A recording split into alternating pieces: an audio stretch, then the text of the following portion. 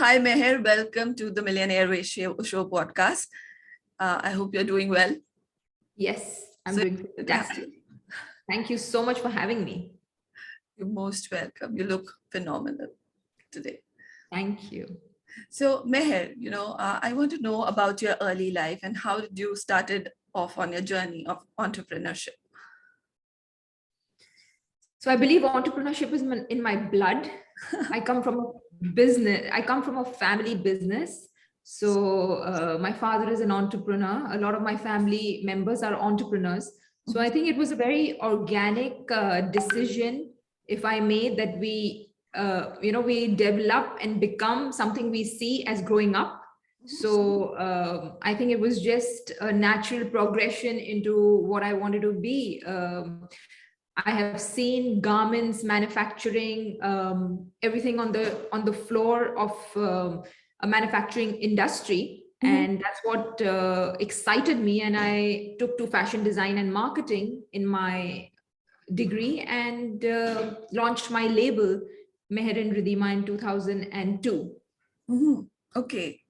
So as an entrepreneur and as a woman, what do you think are the major challenges that any woman faces, when she embarks on the journey of being an entrepreneur herself? So, as a role of a woman, I believe we have to juggle and wear many hats. And there are a lot of expectations with us. So, the feeling of I feel pushed or challenged is inbuilt, or the belief system or the social subconscious programming is such that that dilemma, that are we going to be able to do both, is always there. But for me, it was a bit easier because I saw my mom do it. My mom is a very successful entrepreneur here in Dubai.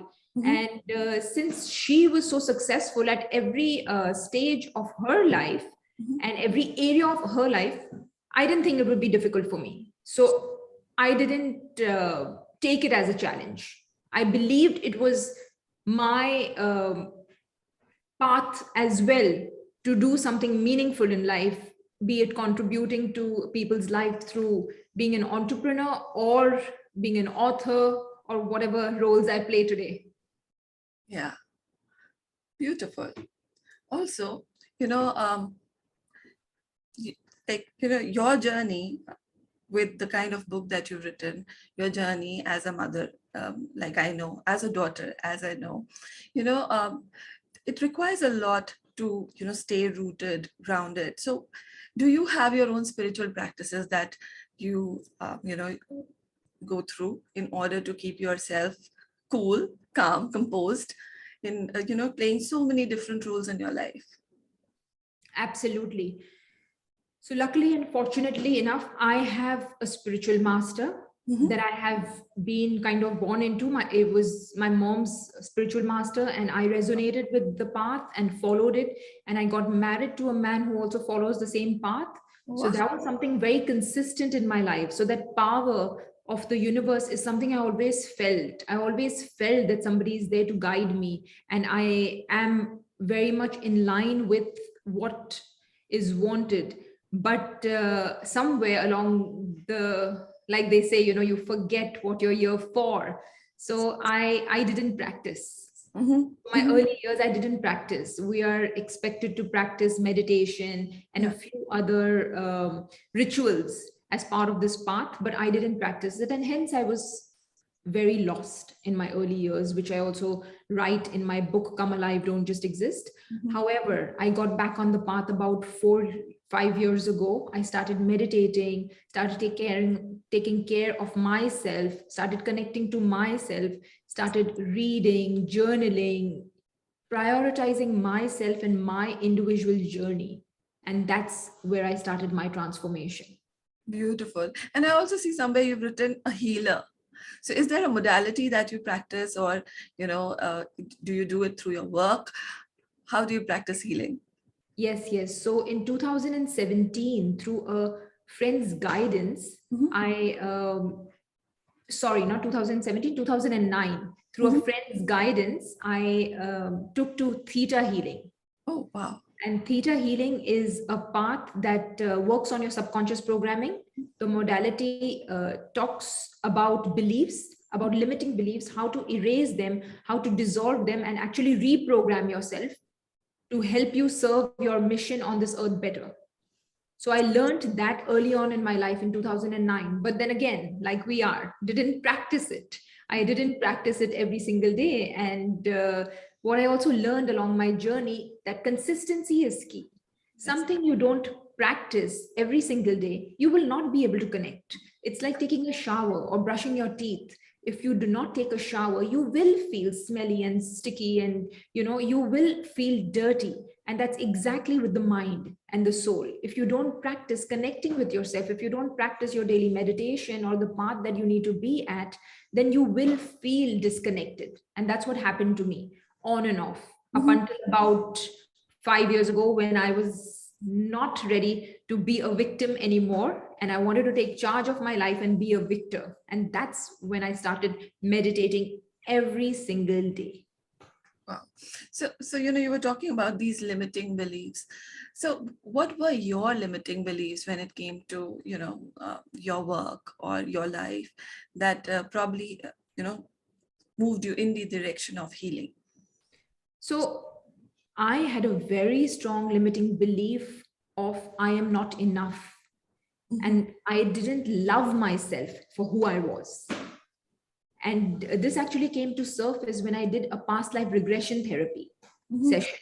I didn't know. I kept feeling something is missing. Even after I got married to the man I love, I felt something was missing. Mhm. All along my journey, I felt something was missing. And it was so deep that it put me in so much pain for so many years of my life. But I couldn't see it. I couldn't understand what was that one belief. I was working on so many beliefs because I took to theta healing in 2007. And from then, I had erased so many beliefs. But this one belief that I am not enough and I don't love myself was missed out. I had not worked on it at all. And I kept suffering for, I want to say 13 or 14 years of my life. It was like I was in a prison. I didn't know why I was convicted. I didn't know what was the release date. And all I did is wait for the time to come so I could be reborn into the life I desire. I didn't even know it was possible to be reborn in the same life and be the person you want to be by just shifting your mindset and shifting your beliefs. Wow. Self-love is so cliched. When you talk about self-love to people, they say, oh, I know about it. But you discussing this and, telling about your journey, I'm sure it's going to inspire so many people to look within and, question their own beliefs about loving themselves or not being enough. It might sound very, something very small, not being enough, but it can create a big void within us, and we can keep, we can be in the journey of accumulating stuff, or creating relationships that will heal us or complete us. But what is required is loving yourself and feeling enough. And I think that's where your beautiful book Come Alive comes in. So share about your journey of authoring this book. And I'm sure it has brought a lot of healing and transformation for people around you and those who are reading it. So how did this book come up in your life? So it was exactly at the time of my transformation. Once I had experienced my transformation, it was magic. And I couldn't keep it to me. I felt the magic I have always wanted to feel. I didn't know how beautiful life could be once you are in love with yourself, once you're connected to yourself. Like you said, self love is cliched, but how many of us are loving ourselves fully? How many of us are actually working on our personal growth? How many of us are actually meditating, taking care of our soul, taking care of our mind to live a life which we desire and to become the better version of ourselves every single day? Mhm. How many of us are actually doing it? So, the awareness might be there, but people are still not pushing themselves to do the work it takes to be there. And this is what the book is about. It's about the 5-phase process, the 5-step process to self-love. We have to be patient during this entire process, and it will get you there. It's not so simple as just doing affirmations or just doing a little bit of yoga or meditation. It's about doing everything to serve yourself, living consciously, and understanding that you are your number one priority. So the 5-phase process written in the book starts with knowing yourself. The first is knowing yourself. What are you doing to know yourself? It is exactly like the courtship with another. You need to spend time with yourself to understand who you are, what are you made up of, what are your likes, what are your dislikes. So spending time with yourself, within yourself, to understand yourself is number one. Number two is trying to understand your self-limiting beliefs. What are these beliefs that are holding you back, that are not serving you? Growing up in a household with parents, grandparents, so many other influences, we tend to take on so many beliefs that are not ours. They are not even meant for us. Your mom's beliefs becomes your belief. Your grandmom's belief becomes your belief. Don't eat this with this. Don't wear this with this. And they have no, don't cut, like in Hindus and Indians, they're like, don't cut your nails in the night, or many things as such. After sunset, do not cut your nails. Of course, they must be having some relevance, but we tend to follow things without understanding.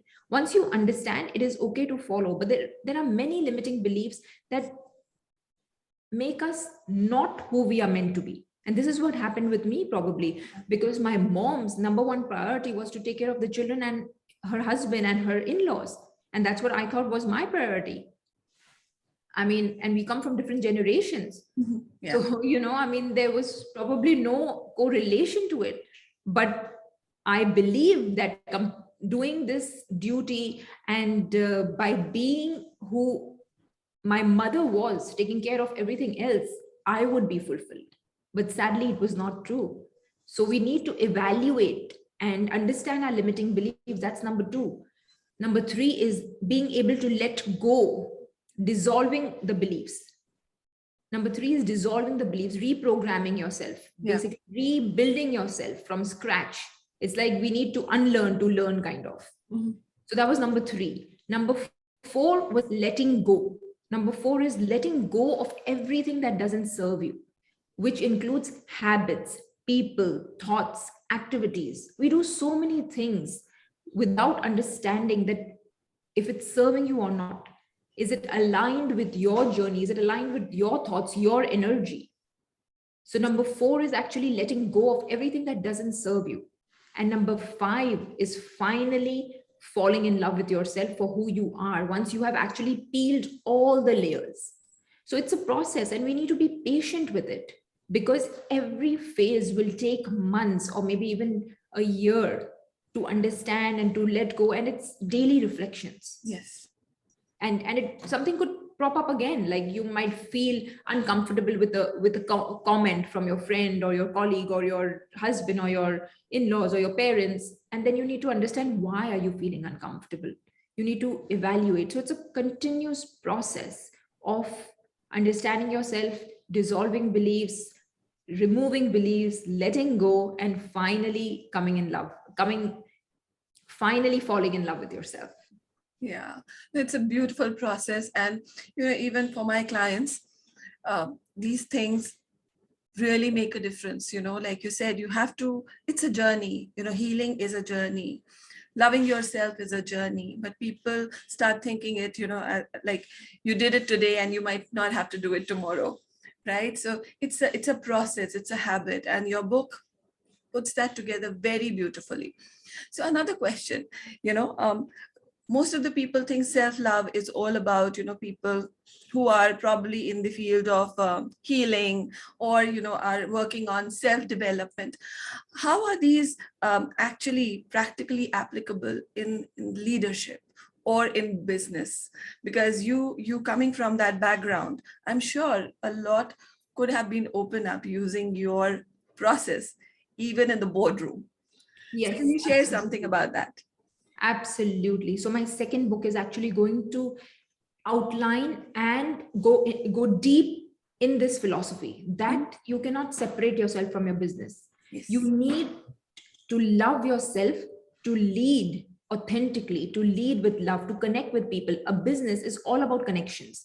It's about how you connect with your stakeholders, how you connect with your partners, how you connect with everybody. And you cannot connect with anybody until you are not connected to yourself.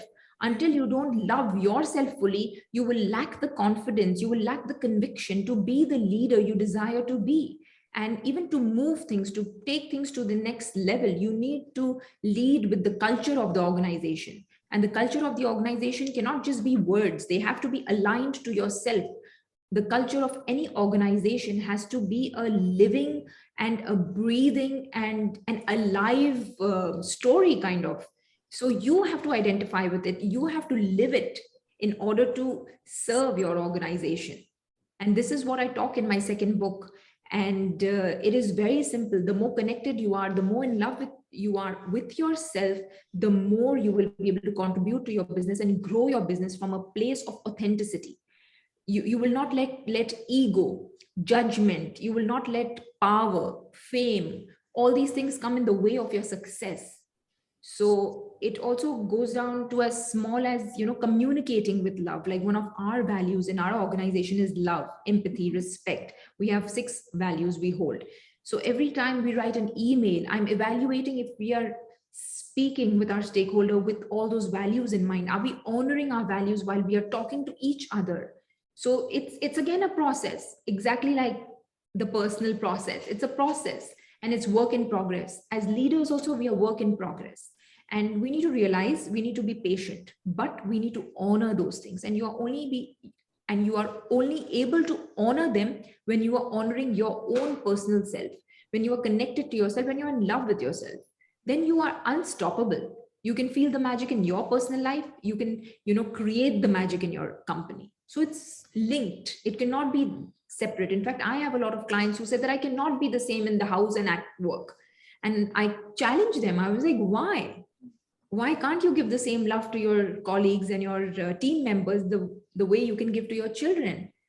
Because with all the awareness about emotional intelligence, the business is also emotional. It is a thriving, living organization. It's not machine operated. Like, even if you include so many machines and computers, there are people behind those, and those people need to be served, loved, taken care of.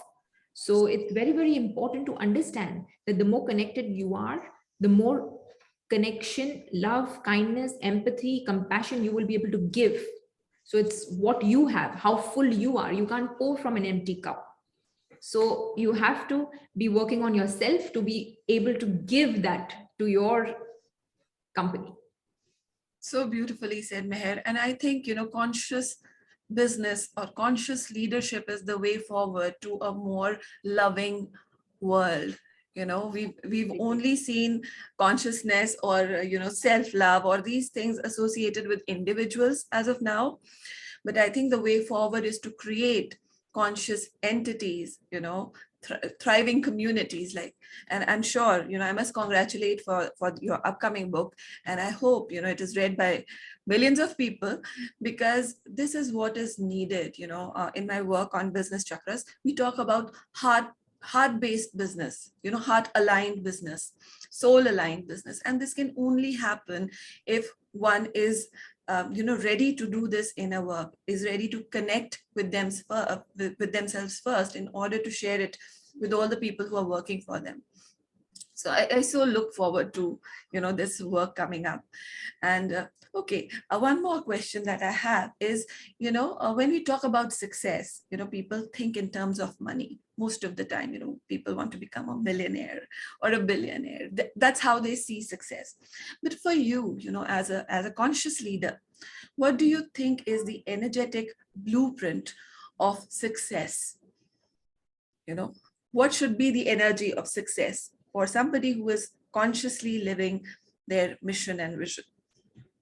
I think it's growth in all areas. It's growth on your soul level, personal level, and of course, the growth of the business. Everything counts, but it's very important to understand that your personal success will always supersede your professional success. So, the work you do with yourself, the alignment, the fulfillment, the happiness cannot come from the outside. You cannot tell yourself that once my company reaches $1 billion, I will be happy. It doesn't work that way. You have to be happy with today. You have to be happy with the work you are doing. You have to be happy with the contribution you are making to your team members, your stakeholders, and that will lead. Success in monetary form is a byproduct of your work and fulfillment. It's not the other way around.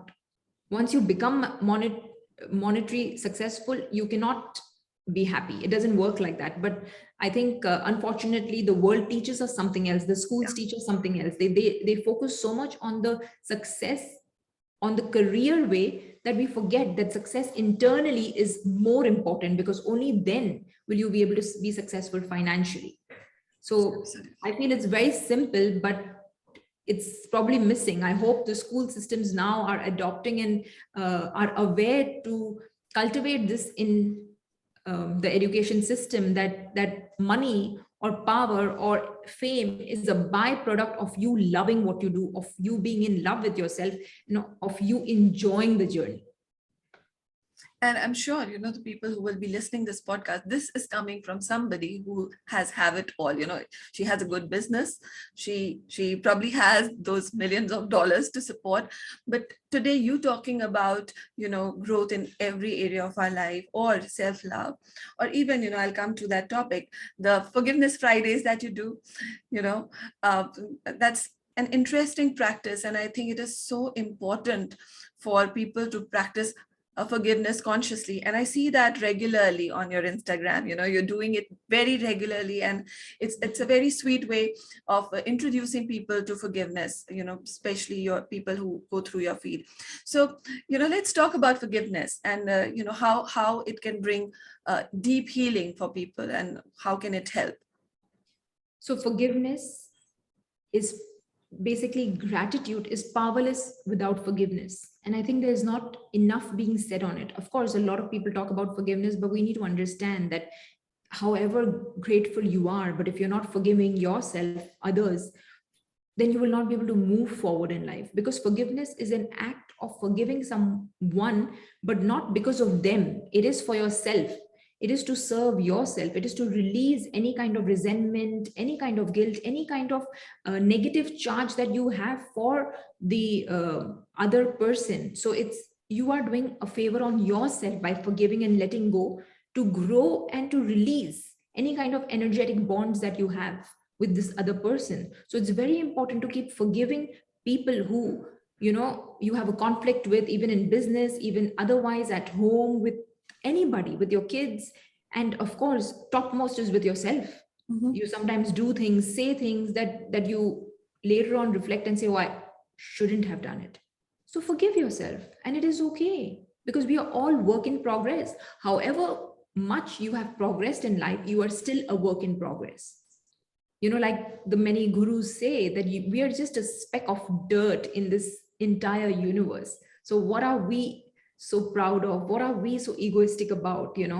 It's about today. Live today to your best self. So forgive people around you, forgive yourself for anything you have messed up.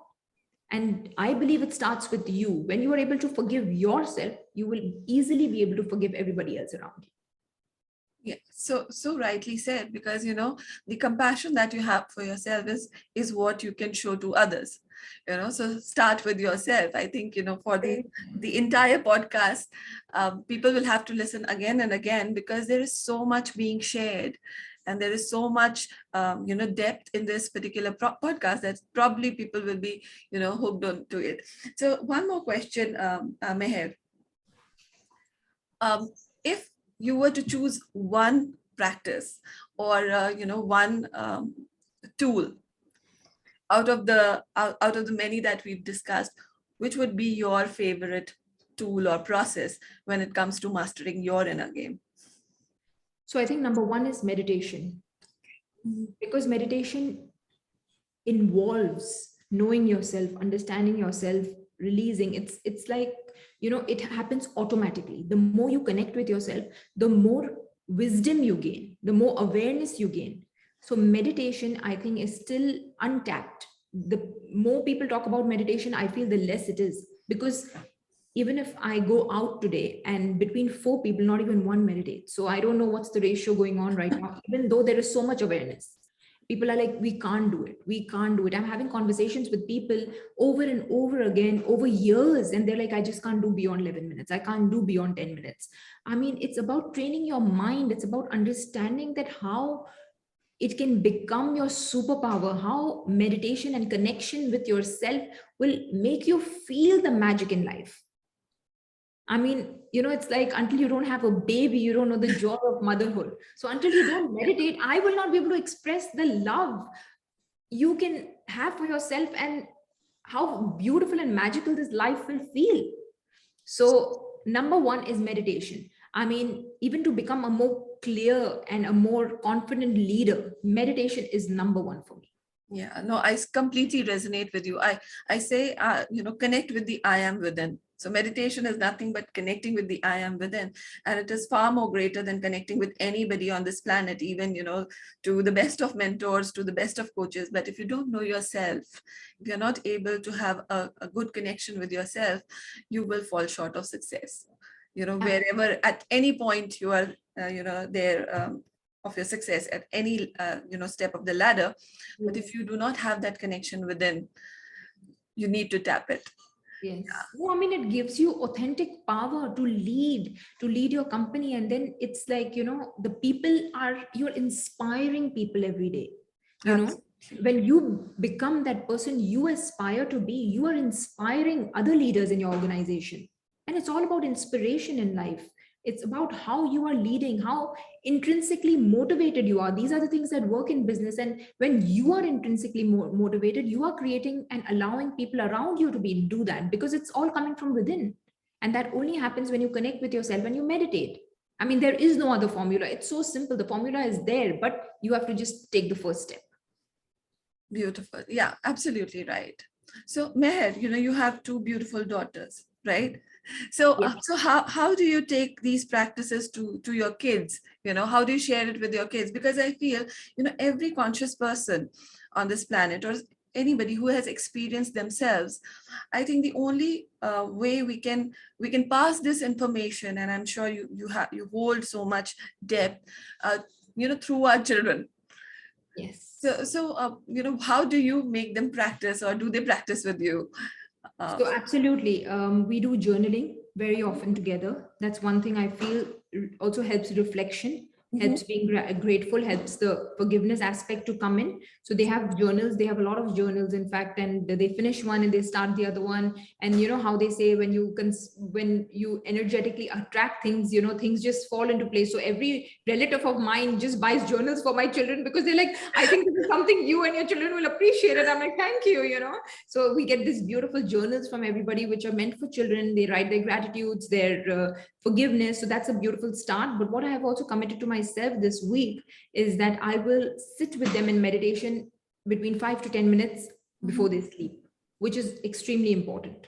They do this on and off. They have started the journey of meditation on and off between 5 to 10 minutes, but I want to increase it. They're 10 years old now, and it's commitment from me to myself that I must invest this time and make sure that they are able to sit with themselves for 10 to 15 minutes by the end of this year at least.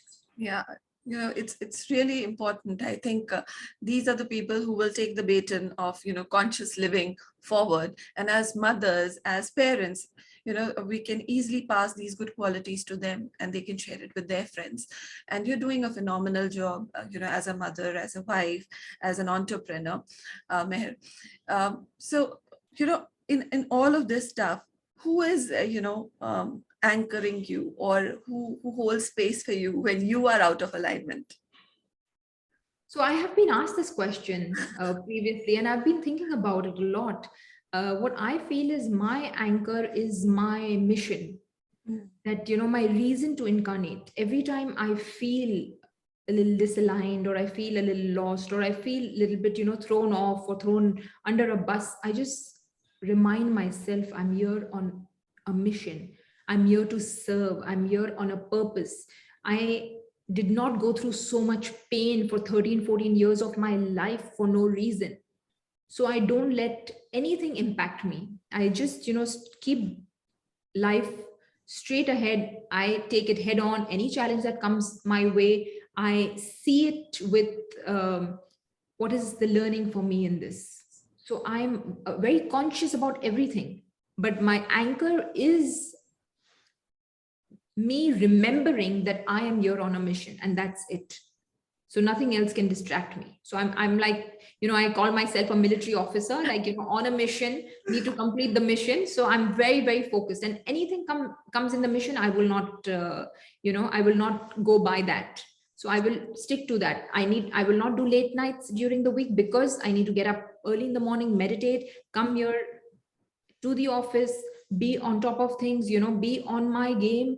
And I will not let anything come in the way of it. Everything else are distractions, everything else are painkillers. And I've lived with it before. I've lived on painkillers. I've wanted to shop, I wanted to try things, I wanted to travel, because I thought that would heal my pain. Yeah. But nothing heals your pain. You are the one who can heal your pain. So it's no point living on those painkillers. Everything else in life, except your mission, your connection with yourself, is painkiller. Because we want something in life, we are unfulfilled in a certain area in our life, and we just take to painkillers. And since I've experienced it, I will never go back on those. Beautiful. So with this interview coming to a wrap, I would get into a lighter section, which is the rapid fire.